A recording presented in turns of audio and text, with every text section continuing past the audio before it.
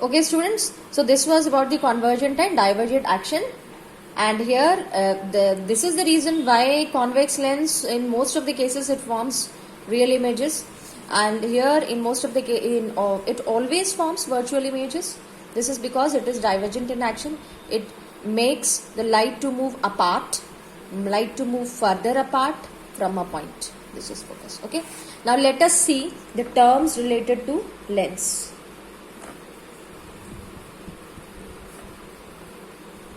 So what are the terms that are related to lens?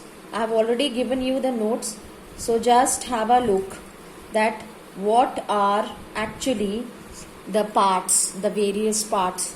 So here we will take a section AB, aperture. Aperture means effective diameter. Effective diameter of the lens, the portion of the lens through which the light will enter, it will be refracted. Okay. O is optical center, and this is the central part of the lens. Okay.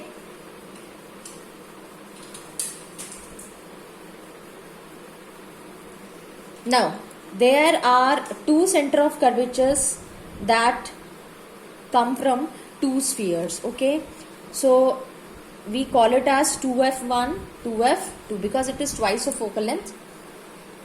As focus lies in between the center or the optical center and center of curvature.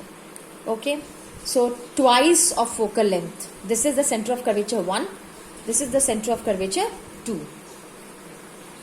Okay, so center of curvature's definition is it is the center of the sphere of which this lens is a part, and this will be radius of curvature. Radius of curvature means the radius of the sphere of which this lens is a part. Then we have f1, f2. These are two focuses. Okay, so focus is a point where all the light rays after refraction either meet actually, so they will meet actually in convex lens, or appear to meet at a point. So this is the point where after refraction the light ray meet or appear to meet. Appear to meet in case of divergent lens. This is said to be the focal length. Focal length is the distance between, or the length between, optical center and focus.